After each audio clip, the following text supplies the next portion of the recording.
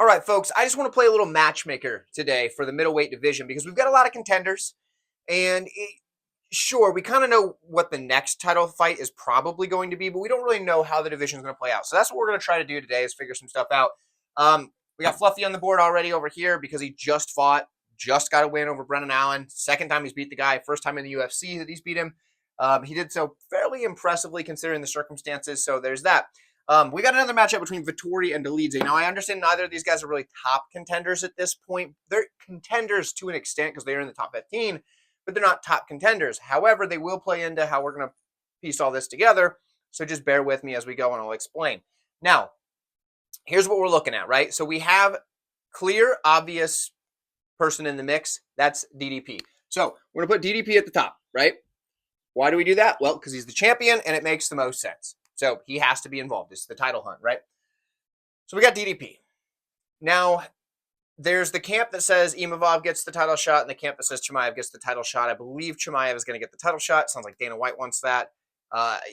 So we're going to put that together. We're going to go with Chimaev. So we're going to go Chimaev here. Chimaev DDP. Now that fight will play out. One of those guys is going to win, and then we're going to put them here, which is going to be, we're going to represent them with the number 1. I guess we'll just put it right in the middle of it, right? Make that a cute little 1 there. Okay, so we've got that figured out. That's obviously the next night. Now, on the same card, here's what I think you do. Now, a lot of people also probably agree with this. A lot of people don't because, whatever, we have difference in opinions. This is MMA. We're all fans. That's how it works. But on the same card, the undercard, because you have a couple of things. You want to make sure you have a backup in case somebody pulls out of the main event. Most likely Chimaev. DDP usually shows up once he's scheduled. Chimaev's had some troubles in the past. I'm not saying that he will now. I'm just saying you want to just be safe, right? So on the same card, you put Caio Bahio, and Imavov, and you make them fight. Now, the problem with this is that you eliminate somebody with a ton of momentum from the immediate title picture. Okay, that happens. It's not a huge problem because it's just going to be that way, right? So Caio versus Imavov, same card. All right, you do that the same card as you do this one, just in case. If we're not going to predict if any like fights just randomly fall out because we would have way more lines on this board, and we're going to add some more as we go, but that's where we're going. Okay, so then you take the winner of this, and I think they rightfully get the next title shot, right? I understand a lot of people are going to say Fluffy. I get it. I totally get it. I like Fluffy. I'm probably one of the bigger fans of the guy. I've been backing this dude since he's been in the UFC, so I get it. I'm with you. But I think that the resume from these two has looked just a little better on paper so far, and so I'm going to go with them. They do have that going for them. So we're going to go the winner of Caio versus Imavov fights the winner of Chimaev DDP. Okay? Now, the loser will fight the loser of Vettori Dolidze. There are some caveats here.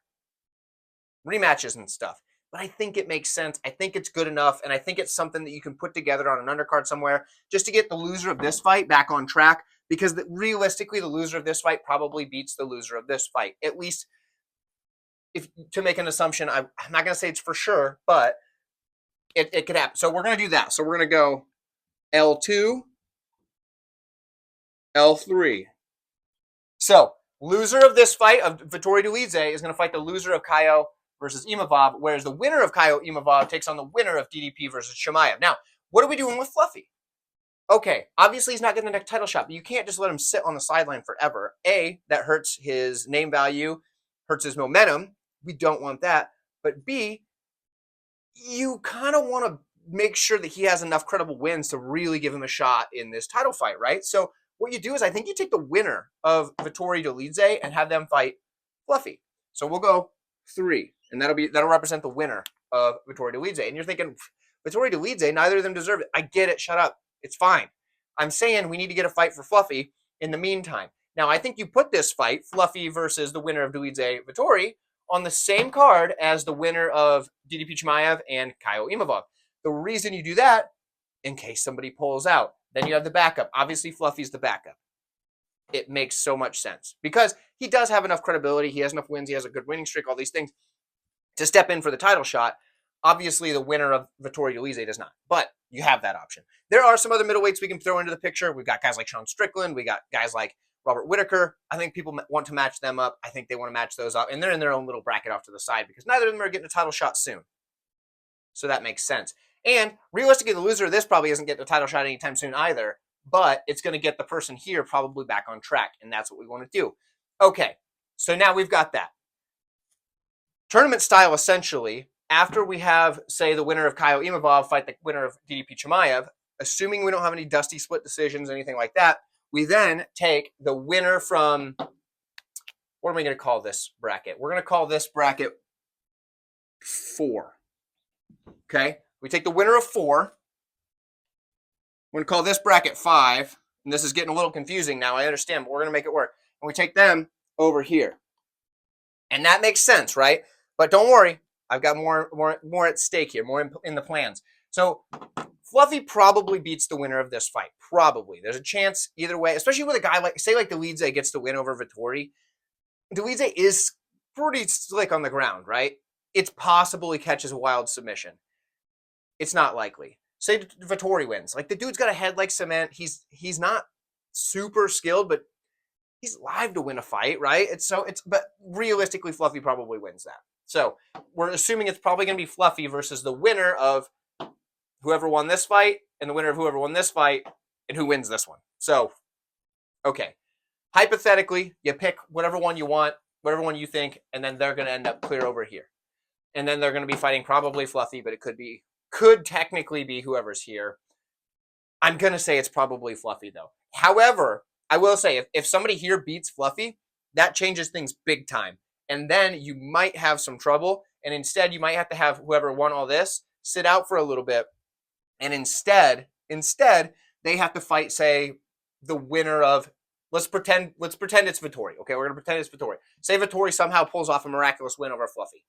Fluffy obviously doesn't get a title shot next. You got Vettori. And now he's like, okay, maybe he fights the winner of this fight, which would be if it's Dolidze somehow, then it's now a trilogy fight that we didn't want. So that's a problem. There are some hiccups in this. It's matchmaking in MMA. It's not perfect. But we're going to assume it's Fluffy. He really, realistically should beat either of these two guys. So we're going to assume that number 5 is going to be Fluffy. And they're going to... Okay. So now what do? I think you take the winner of this. Okay? So the loser of 2 and the loser of 3. You take the winner of this, and then you give them, we'll say, either you give them the winner of, say, Strickland versus Whitaker, if you do that fight. You give them, say, depending if the fight's already, whatever happened or whatever, you could give them the loser of this fight, the loser of this fight. At this point, it's just going to be whomever hasn't fought someone else, and you want a guy coming off a loss to fight a guy coming off a loss, and a winner of a fight to fight somebody coming off of a win, things like that. Typically, there are times that doesn't always work out, but usually you want that. It makes it so you can keep booking with a similar pattern. If you keep booking guys that are coming off wins versus guys that are coming off losses, sometimes you can get the imbalance off, and you don't want that. Now, okay, so now we've got our champion that pretty much has made their case for the division, but they're going to eventually need another matchup. And that's where you got to start reshuffling, okay? Who lost this fight that's now had some time off and needs a win? Okay, then you start plugging them back in. But eventually we're going to get there. Let's pretend, okay, I'm just going to hypothetically make this up. Let's pretend DDP wins. Say Chimaev loses, okay? Hypothetically. And that's not even necessarily my prediction. I don't know yet. I haven't broke that one down yet, but let's pretend. And then so Chimaev's down here. He needs to get some wins in here. But eventually you could probably circle him back to, say, fight Fluffy, who could win here. Or say he could fight Kaio, if Kaio is the guy that won up here. You know what I mean? But hypothetically, whoever loses here needs to get a couple of wins to get back in, to recirculate to the end here, as long as it's not a rematch, because we don't want those yet, because it'll be quick, unless it was a very close fight. But anyway, that's how I run this bracket. It leads to presumably Fluffy getting a title shot after we play out the rest of the division. We got here, we got them fighting here. Tournament style, but not exactly, because the brackets aren't just set. They're going to change as they go. But that's what I think. I want to know what you think. If you've enjoyed this, if you found it informative, if you think I'm dumb, whatever. Hit the like button or dislike button. I don't care which one. They both help the video. likes are cooler, but dislikes are whatever. So anyway, let me know in the comments. So that's more important. Let me know what you guys think. Do you think this makes sense? Do you think it doesn't make sense? If it doesn't make sense, why doesn't it make sense? Don't just say something stupid like, this is dumb. You don't know what you're talking about, because clearly you don't either if you don't have your own opinion. But let me know. I'll see you in the next video.